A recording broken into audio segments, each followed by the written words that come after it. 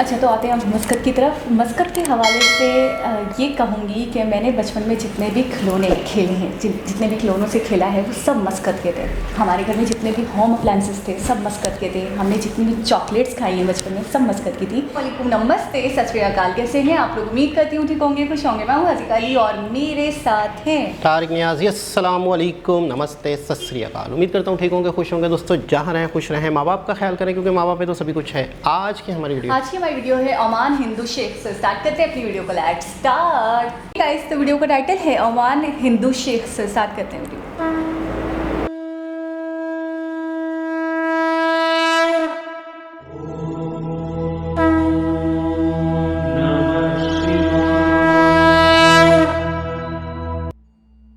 वैसे तो इस समय पूरी दुनिया में केवल भारत और नेपाल ही मात्र ऐसे देश हैं जहां आदिकाल से हिंदुओं की संख्या अधिक रही है। यही कारण है कि यहाँ हजारों मंदिर और धर्मस्थल हजारों साल से मौजूद हैं। परंतु आश्चर्य तब होता है जब किसी मुस्लिम देश में सैकड़ों साल पुराने मंदिरों के बारे में पता चलता है, या फिर किसी मुस्लिम देश में जब पुरातात्विक खुदाई के दौरान प्राचीन मंदिरों के अवशेष मिलते हैं। तब सहज ही मन में एक सवाल उठता है कि आखिर हिंदू धर्म के प्राचीन अवशेष मुस्लिम देशों में कैसे प्राप्त हो रहे हैं। वहां मौजूद मंदिर सैकड़ों या हजारों साल पहले कैसे अस्तित्व में आए होंगे। आपने अभी तक मुस्लिम शेख ही देखे होंगे, परंतु क्या आपको पता है कि एक मुस्लिम देश में एक प्रभावशाली हिंदू शेख भी है। इनका प्रभाव इतना ज्यादा है कि जरूरत पड़ने पर सुल्तान भी इनसे पैसे मांगते हैं। तो दोस्तों बने रहिए हमारे साथ वीडियो के अंत तक, क्योंकि आज हम एक मुस्लिम देश में मौजूद रहस्यमय मंदिरों के बारे में बताने वाले हैं। साथ ही दुनिया के एकमात्र हिंदू शेख से भी आपका परिचय करवाएंगे। तो कमेंट में हर हर महादेव जरूर लिखिए। स्वागत है एक बार फिर से आप सभी का आपके YouTube channel the scientific Hindu पर। मैं हूं आपके साथ आपका दोस्त धीरेन्द्र। दोस्तों चलिए आज हम आपको लिए चलते हैं ओमान, जो कि अरब का एक मुस्लिम देश है। ओमान की राजधानी है मस्कट, और मस्कट में एक बड़ी भारतीय हिंदू आबादी रहती है जिसकी संख्या है करीब 5 लाख। इनमें से 10,000 हिंदुओं को ओमान की नागरिकता भी प्राप्त हो चुकी है। राजधानी मस्कट में मुख्य तौर पर सरकारी मान्यता प्राप्त 2 हिंदू मंदिर बने हुए हैं, जिनके बारे में जानकर आपको आश्चर्य होगा। दोस्तों ओमान की राजधानी मस्कट में एक प्राचीन शिव मंदिर है जिसे मोतीश्वर महादेव मंदिर कहा जाता है। यह मंदिर मस्कट में हिंदू समुदाय को एकजुट करने के लिए एक मंच प्रदान करता है। यहाँ की खास बात यह है कि मस्कट एक ऐसा रेगिस्तान है जहाँ बरसात बहुत ही कम यानी ना के बराबर होती है, लेकिन फिर भी मंदिर में बने हुए कुएं में हमेशा पानी बना रहता है। यह कभी भी सूखता नहीं है। मोतीश्वर मंदिर में लगभग सभी हिंदू त्योहार बड़ी ही धूमधाम के साथ मनाए जाते हैं, परंतु महाशिवरात्रि पर यहाँ विशेष आयोजन भी होता है जिसमें हजारों श्रद्धालु सम्मिलित होते हैं, यहाँ तक कि वहाँ के स्थानीय मुस्लिम भी। इस मंदिर में 3 देवताओं की मूर्तियां स्थापित हैं, श्री आदि मोतीश्वर, श्री मोतीश्वर महादेव और हनुमान जी की। इतिहासकार कहते हैं कि वर्ष 1507 में गुजरात के कच्छ जिले का भाटिया व्यापारी समुदाय मस्कट में आकर बस गया और इसी भाटिया समुदाय द्वारा यह मंदिर बनवाया गया था। 16वीं शताब्दी आते आते उन्होंने कई और मंदिरों का भी निर्माण करवाया था। ऐतिहासिक दस्तावेजों के अनुसार 19वीं सदी की शुरुआत में गुजराती परिवारों का मस्कट में अच्छा खासा वर्चस्व था। उन्होंने यहाँ पर श्री कृष्ण मंदिर का भी निर्माण करवाया और यह मंदिर भी सरकारी मान्यता प्राप्त है। मोतीश्वर महादेव मंदिर का वर्ष 1999 में दोबारा जीर्णोद्धार किया गया था। 19वीं सदी में यहाँ गुजराती व्यापारियों का इतना दबदबा था कि उन्होंने ओमान के तत्कालीन सुल्तान सैयद सैद को अपनी राजधानी मस्कट से हटाकर जंजीबार शिफ्ट करने के लिए सहमत कर लिया था। दोस्तों गुजराती व्यापारी समुदाय में से ही एक हैं कनकसी खिमजी भाई, जो कि ओमान की जानी मानी हस्तियों में से एक है। गुजरात के कच्छ से संबंध रखने वाले कनकसी भाई वैष्णव संप्रदाय से हैं और उनकी कंपनी का नाम है रामदास ग्रुप ऑफ कंपनीज। दोस्तों कनकसी भाई ही दुनिया के एकमात्र हिंदू शेख हैं। इनके परिवार का ओमान के साथ 150 साल पुराना संबंध है। कनकशी भाई को ओमान के सुल्तान काबूस बिन सईद अल सईद ने शेख की मानद उपाधि भी दी थी। जनवरी 2020 में सुल्तान काबूस बिन सईद की 79 वर्ष की आयु में मृत्यु हो चुकी है और वर्तमान समय में हैथम बिन तारिक ओमान के सुल्तान हैं। ओमान मीडिया के मुताबिक कनकशी भाई का ओमान के सरकारी मंत्रालयों में काफी बोलबाला है। उनकी बिजनेस से जुड़ी सूझबूझ के कारण ओमान के सुल्तान उनसे काफी प्रभावित हैं। अरब बार टाइम्स ऑफ ओमान के मुताबिक कनकशी भाई ओमान क्रिकेट बोर्ड के चेयरमैन हैं तथा वह ओमान क्रिकेट क्लब के भी फाउंडर हैं। दोस्तों, कनकशी भाई के परदादा रामदास ठाकरसी भारत से अनाज, चाय और मिर्च मसाला ओमान में ले जाकर बेचते थे और वहां से खजूर, ड्राई लाइम तथा लोभान भारत में लाकर बेचते थे। ओमान की राजधानी मस्कट में उस समय सबसे समृद्ध बंदरगाह था, इसीलिए 1870 में वह ओमान के सूर नामक स्थान पर स्थायी रूप से बस गए। दोस्तों, आपको बता दें कि कनकशी भाई के पिता गोकुल दास और दादा खिमजी रामदास ने मिलकर Khimji Ramdas group of companies की स्थापना की थी और यही ग्रुप आज के समय में ओमान का सबसे बड़ा बिजनेस ग्रुप बन चुका है। कहा जाता है कि कनकशी भाई के दादा खिमजी रामदास अपने समय में सुल्तान सईद की आर्थिक सहायता भी किया करते थे। ओमान में बिजनेस और टूरिज्म को विकसित करने के लिए वहां के सुल्तान ने कनकशी भाई को अपनी कंपनी लोलो याट गिफ्ट में दे दी थी। यही नहीं, वर्ष 1960 में कनकशी भाई की शादी के समय तत्कालीन सुल्तान ने उन्हें चांदी का जग गिफ्ट किया था। ओमान में क्रिकेट को आगे बढ़ाने के लिए कनकशी भाई ने जो योगदान दिया है उसके बदले इंटरनेशनल क्रिकेट काउंसिल ने उन्हें लाइफ टाइम सर्विस अवार्ड से नवाजा था। दोस्तों, कनकशी भाई जैसे लोगों की वजह से ही आज मुस्लिम देशों में हिंदू धर्म का सम्मान बढ़ रहा है।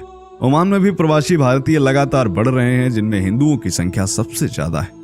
खास बात यह है कि भारतीय प्रवासी समुदाय ही ओमान का सबसे बड़ा प्रवासी समुदाय है।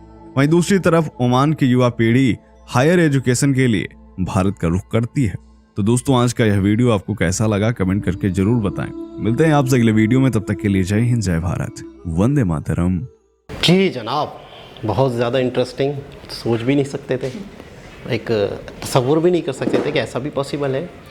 अच्छा, मस्कत, ओमान, मस्कत में मुझे बचपन से याद है बहुत ज़्यादा पाकिस्तानी वहाँ जाते थे कमाने के घर से। मतलब मैं बहुत ये चीज़ें सुनता था, मेरे ख्याल में शायद 4, 5, 6 लोग तो हमारे ख़ानदान के अंदर ही ऐसे लोग थे जो मस्कत मतलब बचपन, बहुत बचपन की बात बता रहा हूँ कि एक जहन में ये ऐसा लफ्ज़ चिपक गया कि हम इस तरह समझते थे कि यार ये बाहर मुल्क है, मतलब पाकिस्तान से बाहर मस्कत ही है, इस तरह से एक जहन में आता था।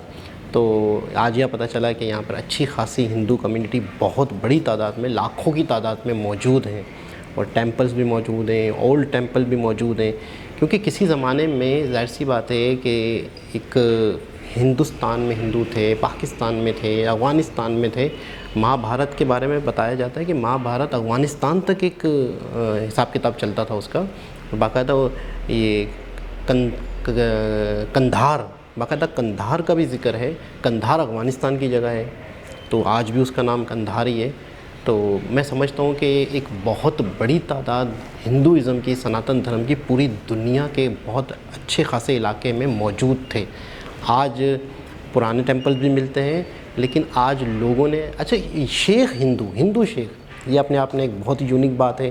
कुछ मतलब है कि कहे कि यार ये शेख हैं और हिंदू हैं, तो ये मतलब है कि यकीन ना करने वाला लफ्ज़ है कि यार ऐसा भी हो सकता है, ऐसा भी पॉसिबल है, क्या हिंदू शेख हो सकता है। लेकिन उन्होंने पूरी हिस्ट्री बताई कि किस तरीके से उनके आबा व अजदाद वहाँ थे, किस तरीके से बिज़नेस के घर से जाते थे, बाकायदा उन्हें एक नाम दिया गया, अपना नाम, ये भी एक बड़ी बात है।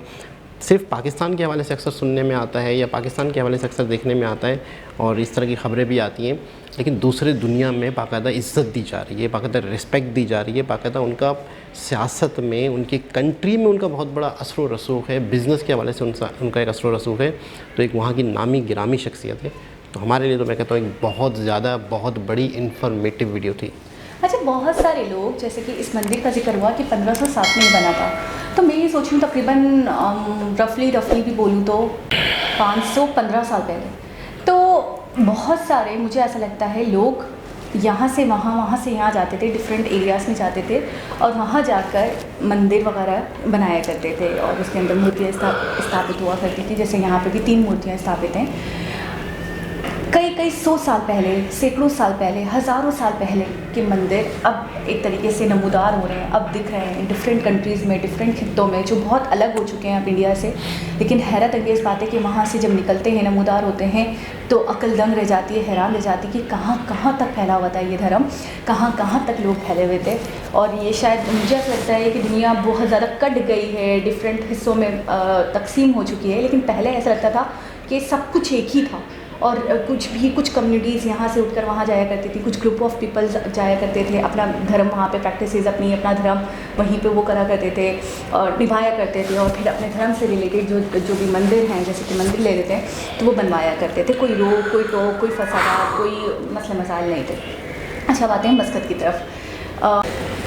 अच्छा, तो आते हैं हम मस्कत की तरफ। मस्कत के हवाले से ये कहूँगी कि मैंने बचपन में जितने भी खिलौने खेले हैं, जितने भी खिलौनों से खेला है, वो सब मस्कत के थे। हमारे घर में जितने भी होम अप्लायंसेस थे, सब मस्कत के थे। हमने जितनी भी चॉकलेट्स खाई हैं बचपन में, सब मस्कत की थी। क्योंकि मेरे मामू जो हैं, वो 10 से 15 साल मस्कत में रहे हैं, वहीं पे काम किया उन्होंने। टीनेज थे जब चले गए, तो उसके बाद काफ़ी अरसे तक वहाँ पर रहे। तो वो अक्सर वहाँ की आबो हवा की बातें, इंसान जहाँ पर जाता है, ज़िंदगी का अच्छा अरसा गुजारता है, तो वहाँ की बातें, वहाँ के लोगों की बातें किया करता है। तो अक्सर मुझसे टॉपिक्स पे बात हो रही होती है मस्कत वगैरह के हवाले से, ओमान के हवाले से, डिफरेंट कंट्रीज़ के हवाले से, वहाँ की हिसाब किताब के हवाले से। तो वो वहाँ पे सबसे पहले अव्वली उनकी एक फोकस करने वाली बात और बताने वाली बात होती थी लोगों को, लॉ, कानून। तो वो ये कहा करते थे, टाइमिंग, पंक्चुअलिटी को बहुत ज़्यादा इंपॉर्टेंस देते हैं वो लोग। और दूसरी बात ये है, सख्ती बहुत ज़्यादा है वहाँ पे। और जब भी जिक्र करते थे ना अपने फ्रेंड्स की कि वो कहते थे कुछ 6 से 7 लोग एक साथ एक रूम में रहा करते थे, वो मिल जाया करता है, उसमें ही खाना और पकाना और रहना और अच्छी गपशप और रात में आउटिंग करना और चले जाना और फिर पार्ट टाइम का भी काम करना, फुल ड्यूटी भी करना, साथ में ही काम करना। तो वो एक फैमिली की तरह हो जाया करता है। तो वो मुझे अक्सर बताते हैं कि ज़्यादातर इंडियंस, ये तो अभी की आप बात बता रहे हो कि 5 लाख इंडियंस हैं मस्कत में, उन्होंने अभी बताया, जिसमें से 10,000 को नेशनलिटी भी मिल चुकी है। लेकिन ये मैं 90s की बात बता रही हूँ, जब मैं पैदा भी नहीं हुई थी, जब की बात बता रही हूँ, जब वो थे वहाँ। तो वो बताते हैं अक्सर कि जितने हल्का अहबाब था मेरा वहाँ पे, जितने भी दोस्त यार थे, जितने भी जानने वाले थे, जिनसे भी सलाम दुआ थी, जिनके थ्रू मैं काम किया करता था, बाकायदा कॉन्टेक्ट्स देते थे, बाकायदा बताते थे यहाँ पे काम है, पेंट वगैरह का काम किया करते हैं, तो यहाँ पे यहाँ का ठेका है, वहाँ का ठेका है। तो अक्सर कहते थे मेरे जितने दोस्त यार हैं जिनके साथ मैं काम किया करता था, ज़्यादातर इंडियंस, यानी कि आप ये समझ लो 70 to 75% इंडियन जिनसे उनके ताल्लुकात थे, क्योंकि ज़्यादातर उनसे ही दोस्ती थी। अच्छा, और एक और बात ये, बहुत फ्रेंडली, बहुत ज़्यादा हाजिर रहना, खिदमात में, साथ देने में, अपनाइयत में बहुत आगे। बाहर के कंट्रीज़ में जो इंडियंस हैं ना, ये जो फसादात हैं पाकिस्तान और इंडिया को लेकर, ये सिर्फ यहीं तक महदूद हैं। वो बताते हैं पाकिस्तानी होने की बिना पर वो बिल्कुल भी फ़र्क नहीं करते, साथ खाते हैं, साथ हंसी मजाक करते हैं, साथ में काम करते हैं, एक दूसरे को कॉन्टेक्ट्स दिया करते हैं। और उनमें भी बता रहे थे कि जो कास्ट के हवाले से बताने लगे मुझे, तो कहने लगे गुजराती, मेमन, गुजराती, इस टाइप के जो है ना वो ज़्यादा हैं। तो मुझे तब से पता था कि मस्कत में अच्छी खासी भारी तादाद में इंडियन रहते हैं। और आज मुझे एग्जैक्टली अमाउंट भी पता चल गया, क्वांटिटी भी पता चल गई, 5 लाख बहुत होता है। अच्छा, पाकिस्तान, ये पाकिस्तानी इंडियंस, बांग्लादेश, काफ़ी लोगों ने मिडल ईस्ट से बहुत कमाया, एक वक्त था। लेकिन अब ये चीज़ें सुनने में बहुत कम आती हैं कि मतलब फ़लाना दुबई जा रहा है, सऊदीया जा रहा है। मतलब पहले एक वक्त ऐसा होता था कि यूँ समझ लें कि एक ख़ानदान का एक फ़र्द जाता था, पूरा ख़ानदान बैठ के खाता था, और वहाँ जाकर वो क्या करता था, मज़दूरी। यानी पाकिस्तान एक ऐसा देश था कि जहाँ पर कोई बिज़नेस ही नहीं था, कोई कारोबार ही नहीं था, कोई काम भी नहीं था, हर शख्स बाहर के चक्कर में रहता था। यानी यूँ समझ लें 2 चीज़ें थी, पढ़े लिखे लोग होते थे तो ज़्यादा, तो वो गवर्नमेंट जॉब के चक्कर में पूरी ज़िंदगी लगा देते थे, जद्दोजहद में, यहाँ डॉक्यूमेंट्स जमा करवाना, वहाँ करवाना, ये डिग्री लेना, वो डिग्री लेना, ये भी होना चाहिए, डोमिसाइल, मतलब या तो गवर्नमेंट जॉब के चक्कर में, या फिर मैंने देखा था नौजवान नस्ल जो थी वो बाहर जाने के चक्कर में थी। और वो एक माइंड सेट ये था हमारा कि बाहर बहुत ज़्यादा पैसा है, बाहर बहुत ज़्यादा इनकम है, और बाहर बहुत ज़्यादा मुल्क के अंदर हमारे रोज़गार मौके। हमने उस टाइम पर भी ये नहीं सोचा कि यार ऐसा क्यों हो रहा है, मतलब हमारे मुल्क में डेवलपमेंट क्यों नहीं हो रही, हमारे मुल्क में लोगों को रोज़गार क्यों नहीं मिल रहा। वहाँ जाके उन्होंने बहुत बड़ी बिल्डिंग्स बनाई, उन्होंने होटल्स बनाए, उन्होंने पूरी दुनिया के लिए टूरिज़म हब बना दिए, उन्होंने फैक्ट्रियाँ बना दी। यानी कि जब यहाँ से कोई लोग जा रहे हैं तो इसका मतलब वहाँ कुछ हो रहा है ना, उनके प्लान था ना, उन्होंने कुछ किया, तो आज वो एक अमीर तरीन देश हैं। आज हमारे मुल्क की क्या हालत है कि यहाँ से लोगों ने जाके वहाँ मजदूरियाँ की हैं। कितनी अच्छी इमेज बनाते हैं ये लोग, कहीं पे भी जाते हैं। मैं हैरान हूँ, 150 साल का रिश्ता है इनका उनसे। इससे बता रहे थे ये जिनके बारे में वीडियो थी, तो ये जो शेख भी हैं प्लस हिंदू भी हैं, प्लस इनका बड़ा असर रसूख भी है, पॉलिटिक्स में भी बड़ा इनका एक क्रिकेट के रोल हवाले है, से किरदार है। क्रिकेट के बोर्ड ऑफ वो है ना, चेयरमैन है। हाँ चेयरमैन है। तो मैं ये कहूँगी कितनी अच्छी छवि पेश करते हैं, कितना अच्छा इम्पैक्ट छोड़ते हैं अपना एक हिंदू होने के नाते, कि हम कितने अच्छे लोग हैं, हम कितने आला व अरफा लोग हैं। और हम लोग जाते हैं तो हम ऐसी नीच हरकतें कर रहे होते हैं कि हमें धक्के मार के वो लोग बाहर निकाल रहे होते हैं। इनको देखें, वो अपनी सियासत में इनको पेश रख रहे हैं, वो इनको बड़े बड़े ओहदों से नवाज रहे हैं, वो इनको अवार्ड दे रहे हैं। और एक हमारे लोग हैं, अभी टर्की का ही अभी रिसेंट का ही वाक़या आपने देखा होगा किस तरीके से पाकिस्तान में इसकी कितनी बेइज्जती करके और कई कंट्रीज़ में भी इस तरह की वीडियो वायरल हो रही हैं और कई कंट्रीज़ में इस तरह का हो रहा है। लेकिन ये कि वाकई मतलब है कि कहीं भी जाएं अपने मुल्क का नाम रोशन करें। हमने एक रशिया में एक पाकिस्तानी थे, वो भी मतलब बड़े जले भुने बैठे हुए थे बिल्कुल ऐसे। अच्छा आपको पता है 7.5 लाख लोग इस ईयर पाकिस्तान छोड़कर चले गए। 7.5 लाख यानी कि 2.5 लाख कम, 1 मिलियन पीपल। मैं हैरान हूँ, परेशान हूँ। आप लोग इससे आइडिया लगा सकते हो कि पाकिस्तान में कितनी अफरा तफरी और आगे के हवाले से क्या मसले मसाइल हो रहे हैं। लेकिन आगे के हवाले से आ रही हैं खबरें। अब भी मतलब थोड़ा सा मामला ठंडा हो गया था बैंक करप्सी वाला, लेकिन अब बहुत ज़्यादा ख़तरनाक सूरत हाल सामने आने वाली है। ये न्यूज़ आने लग गई है, तो अल्लाह बेहतर करे कि क्या होता है क्या नहीं होता। बहुत ही ज़बरदस्त, बहुत ही हैरान कुन वीडियो थी। दोबारा किसी और सबसे मुलाकात होगी, जब तक के लिए अल्लाह हाफ़िज़।